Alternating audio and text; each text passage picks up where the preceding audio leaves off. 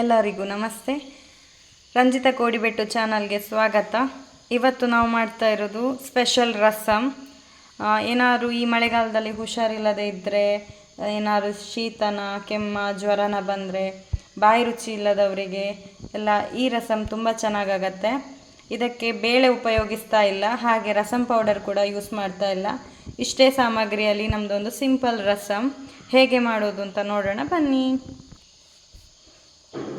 ಮೊದಲಿಗೆ ಈ ಜಾರಿಗೆ ನಾನೊಂದು, ಇದು ಸಣ್ಣ ಒಣಮೆಣಸಿನಕಾಯಿ, ಸೊ 2 ಮೆಣಸು ಸಾಕಾಗತ್ತೆ. ನಾನಿದು ಸಣ್ಣದಾದ ಕಾರಣ 3 ಮೆಣಸು ಹಾಕೋತಾ ಇದ್ದೀನಿ.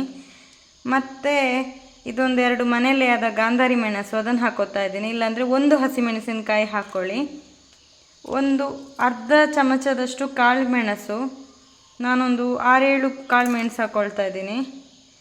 ಮತ್ತೊಂದು ಸ್ವಲ್ಪ ಅರ್ಧ ಚಮಚದಷ್ಟು ಜೀರಿಗೆ ಹಾಕೋತಾ ಇದ್ದೀನಿ.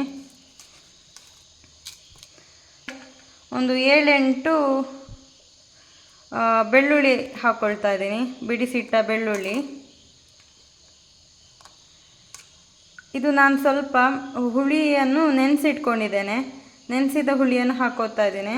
ಇಲ್ಲಾಂದರೆ ಡೈರೆಕ್ಟು ಹಾಕೋಬೋದು, ನಾನು ಎಲ್ಲವೂ ಚೆನ್ನಾಗಿ ರುಬ್ಬಲಿ ಅಂತ ಒಂಚೂರು ನೆನೆಸಿ ಹಾಕೋತಾ ಇದ್ದೀನಿ. ಒಂದು ಸ್ವಲ್ಪ ಕೊತ್ತಂಬರಿ ಸೊಪ್ಪು ಹಾಕೋತಾ ಇದ್ದೇನೆ. ಇಷ್ಟನ್ನು ಹಾಕಿ ಎಷ್ಟು ನುಣ್ಣಗಾಗತ್ತೆ ಅಷ್ಟು ನುಣ್ಣಗೆ ರುಬ್ಕೊಳ್ಳೋಣ.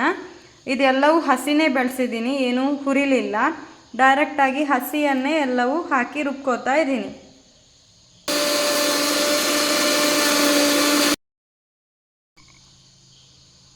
ನಾನಿಷ್ಟು ನೈಸಾಗಿ ರುಬ್ಕೊಂಡಿದ್ದೇನೆ, ಕಾಣಿಸ್ತಾ ಇದೆ. ಇವಾಗ ಬಾಣಲೆ ಬಿಸಿ ಆಯಿತು. 1-2 ಟೇಬಲ್ ಸ್ಪೂನ್ನಷ್ಟು ತೆಂಗಿನೆಣ್ಣೆ ಹಾಕ್ಕೊಂಡೆ. ನೀವು ಅಡುಗೆ ಎಣ್ಣೆ ಹಾಕ್ಕೊಳ್ಳಿ. ಇದಕ್ಕೇನೆ ಏನು ಸ್ಪೆಷಲ್ ಒಗ್ಗರಣೆ ಇಲ್ಲ, ಖಾಲಿ ಸಾಸಿವೆ ಮತ್ತು ಕರಿಬೇವು ಸೊಪ್ಪು ಫಸ್ಟಿಗೆ ಒಗ್ಗರಣೆ ಹಾಕ್ಕೊಳ್ಳೋದು. ಸಾರೆಲ್ಲ ಕುದ್ದೆಲ್ಲ ಆದಮೇಲೆ ಒಗ್ಗರಣೆ ಹಾಕೋತೀವಿ, ಇದರಲ್ಲಿ ನಾವು ಫಸ್ಟಿಗೆ ಒಗ್ಗರಣೆ ಹಾಕ್ಕೋಬೇಕು.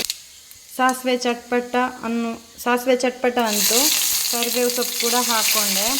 ಇದಕ್ಕೇನೆ ರುಬ್ಬಿದ ಮಿಶ್ರಣ ಇದೆಯಲ್ಲ, ಅದನ್ನು ಕೂಡ ಹಾಕಿ ಒಂದು ಸ್ವಲ್ಪ ಹೊತ್ತು ಹುರ್ಕೋಬೇಕು.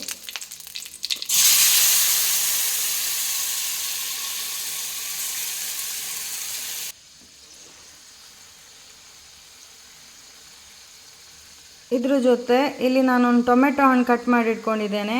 ಇದರಲ್ಲಿ ಅರ್ಧ ಟೊಮೆಟೊದಷ್ಟು ರುಬ್ಬುವಾಗ ಕೂಡ ಕೆಲವರು ಹಾಕೋತಾರೆ, ಬಟ್ ನಾನು ಇಡೀ ಟೊಮೆಟೊವನ್ನು ಇದಕ್ಕೆ ಹಾಕಿ ಹುರ್ಕೋತಾ ಇದ್ದೇನೆ, ಎಲ್ಲ ಒಟ್ಟಿಗೆ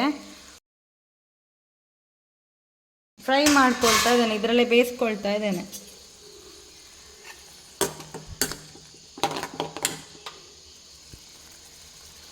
ಇದರಲ್ಲೇ ಚಂದ ಬೇಯಲಿ, ಸಾಫ್ಟ್ ಆಗೋ ತನಕ ಚೆನ್ನಾಗಿ ಬೇಯಿಸ್ಕೊಳ್ಳಿ. ಮೊದಲಿಗೆ ಅರ್ಧ ಭಾಗದಷ್ಟು ಟೊಮೆಟೊವನ್ನು ಕಟ್ ಮಾಡಿ ರುಬ್ಕೊಳ್ಳುವಾಗಲೂ ಹಾಕೋಬೋದು. ಸ್ಟಾರ್ಟಿಂಗ್ ಒಗ್ಗರಣೆ ಇಟ್ಟಾಗಲೇ ಮಿಕ್ಕಿದ ಅರ್ಧ ಭಾಗವನ್ನು ಹಾಕಿ ಸಾಫ್ಟಾಗಿ ಬೇಯಿಸ್ಕೋಬೋದು.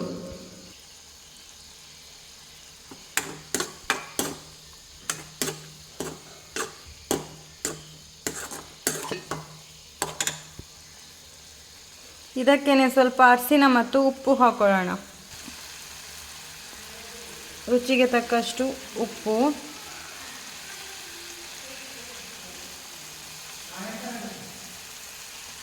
ಸ್ವಲ್ಪ ಅರಿಶಿನ,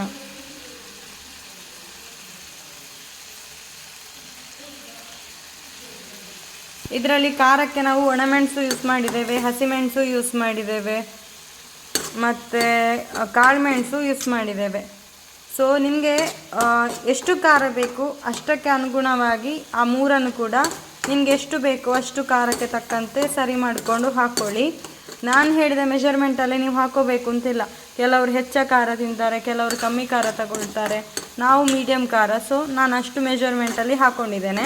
ಹೆಚ್ಚು ಖಾರ ಬೇಕು ಅನ್ನೋರು ಸ್ವಲ್ಪ ಒಣಮೆಣಸು ಒಂದು ಹೆಚ್ಚು ಮಾಡ್ಕೊಳ್ಳಿ, ಮತ್ತು ಕಾಳು ಮೆಣಸು ಬೇಕಾದ್ರೆ 1 ಸ್ಪೂನೇ ಹಾಕ್ಕೊಳ್ಳಿ.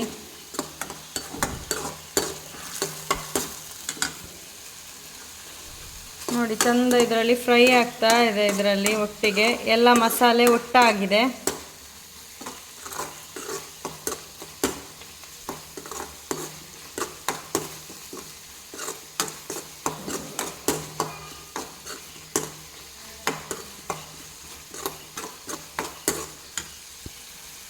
ನಿಮಗೆ ಟೊಮೆಟೊ ಸ್ವಲ್ಪ ಹೆಚ್ಚ ಬೇಯಬೇಕು ಅಂತ ಅಂದರೆ ಫಸ್ಟು ನೀವು ಸಾಸಿವೆ ಮತ್ತು ಕರಿಬೇವು ಸೊಪ್ಪು ಹಾಕಿ ಸಿಡ್ದ ಕೂಡಲೇ ಫಸ್ಟ್ ಟೊಮೆಟೊ ಹಾಕಿ ಸ್ವಲ್ಪ ಸಾಫ್ಟ್ ಆಗೋ ತನಕ ಅದರಲ್ಲೇ ಖಾಲಿ ಎಣ್ಣೆಯಲ್ಲೇ ಫ್ರೈ ಮಾಡ್ಕೊಳ್ಳಿ. ಆಮೇಲೆ ಈ ಮಸಾಲೆ ಹಾಕಿ ಫ್ರೈ ಮಾಡಿದರೆ ಆಯಿತು. ನಾನು ಸ್ವಲ್ಪ ಗಟ್ಟಿನೇ ಇರಲಿ ಅಂತ ಮಸಾಲೆ ಹಾಕಿಬಿಟ್ಟೆ ಟೊಮೆಟೊ ಹಾಕಿದ್ದೇನೆ. ಆವಾಗ ಇದಾಗಲ್ಲ, ಮೆದು ಆಗಲ್ಲ.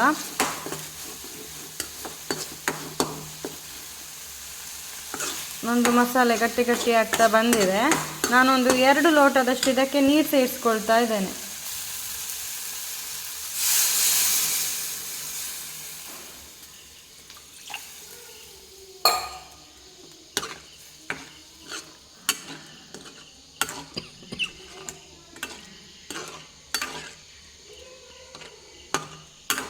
ಬೆಲ್ಲ ಬೇಕಿದ್ರೆ ಸ್ವಲ್ಪ ಬೆಲ್ಲ ಕೂಡ ಹಾಕ್ಕೊಳ್ಳಿ, ಚೆನ್ನಾಗಿರುತ್ತೆ ಟೇಸ್ಟ್. ಬೆಳ್ಳುಳ್ಳಿ ಇಷ್ಟ ಇಲ್ಲದೆ ಇರೋರು ಸ್ಕಿಪ್ ಮಾಡ್ಕೊಳ್ಳಿ. ಬೆಳ್ಳುಳ್ಳಿ ರಸಮಲ್ಲಿ ಕಂಪಲ್ಸರಿ ಏನಲ್ಲ.